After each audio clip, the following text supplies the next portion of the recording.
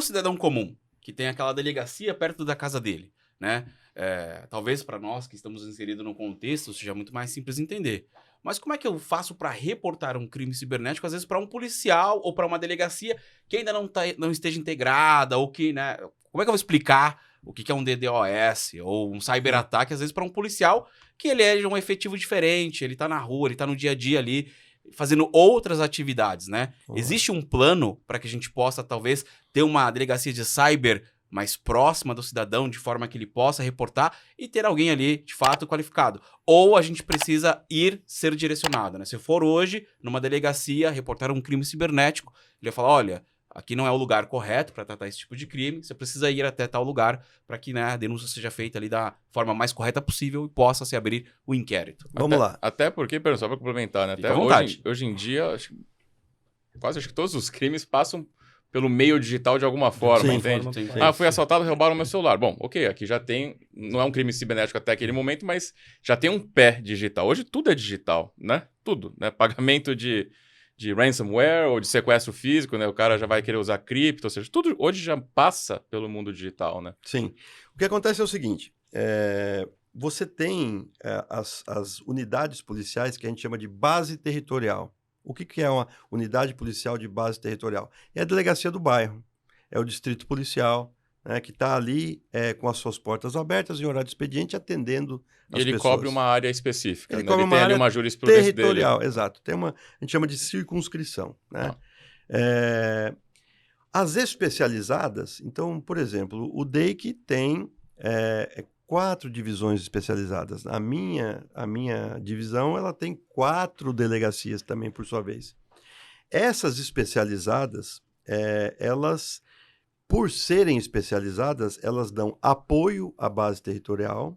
Quando a base territorial, por exemplo, você fala, né, olha, eu vim aqui denunciar um ataque de DDoS. É bem provável que pode ser que a pessoa que vai atender, ela não entenda o que é um ataque de DDoS, mas ela vai escrever lá.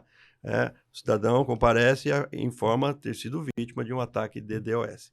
Caso você também já não prefira fazer isso você mesmo, pela delegacia digital em que você faz o boletim, dá um enter, ela vai para a delegacia de base territorial, a delegacia de base territorial analisa, vê se ela tem condições de tocar uma investigação daquela.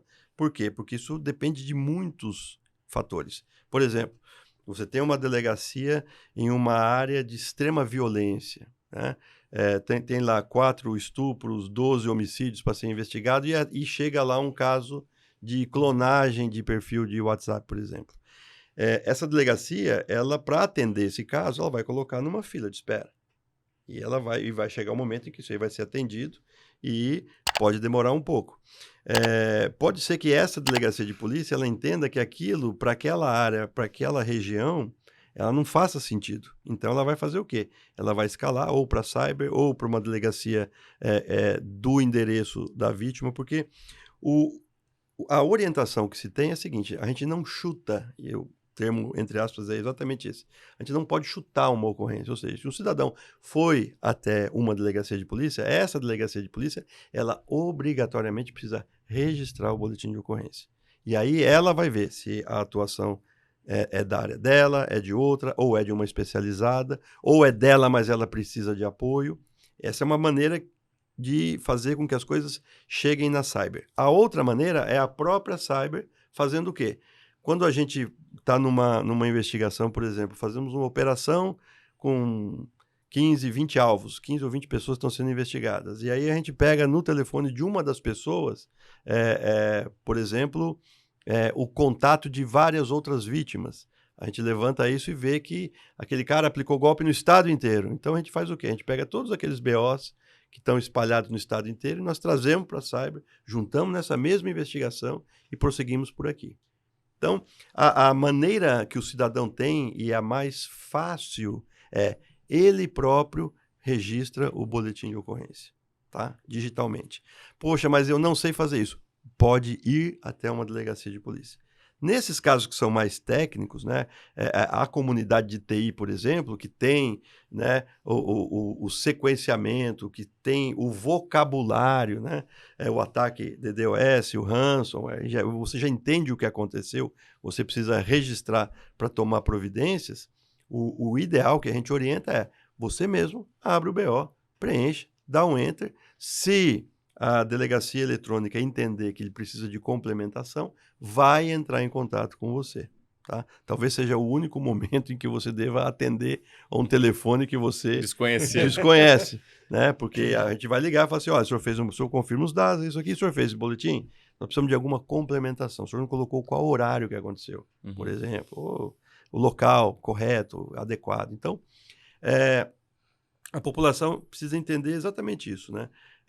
Independentemente da unidade policial, independentemente se é uma especializada ou não, tudo começa com o registro do boletim de ocorrência. Ou seja, a própria estrutura, então, né, Afonso? O que acontece é, o papel do cidadão, aconteceu um negócio, gera uma ocorrência, um boletim de ocorrência, seja na delegacia ou na internet, e aí, a partir dali, os meios e os processos administrativos da Polícia Civil vão se encarregar, inclusive de forma passiva, que nem você citou esse exemplo de números de telefones de uma investigação, apareceu o número de outras vítimas, Sim. você acaba agregando aquilo à Sim. sua investigação. Então, ou seja, o papel importante ali no caso do cidadão não deixa para lá, né? Vai lá, faz o seu papel, registra isso. A gente teve na minha família a infelicidade de ter um evento, acabei compartilhando com o Afonso, foi um evento na casa do meu pai, e a gente registrou, por óbvio, né, o boletim, etc., mas assim, foi uma questão de 2 dias, o negócio foi escalado e a força policial militar, junto com a Polícia Civil, primeiro a Polícia Militar, agradeço aí o pessoal da Polícia Militar de Valinhos, que ajudou bastante no evento, foi num momento já de, na rua, tentar fazer uma opressão para aquele movimento que estava acontecendo naquela região, naquele período de tempo.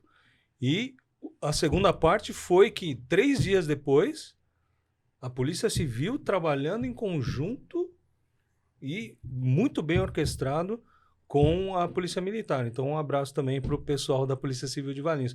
Que às vezes o cidadão... Não é comum você ter um número alto de eventos, incidentes na sua vida, e às vezes você está com uma mentalidade que você fala assim, poxa, mas puta, não vai dar em nada isso aí, eu vou deixar.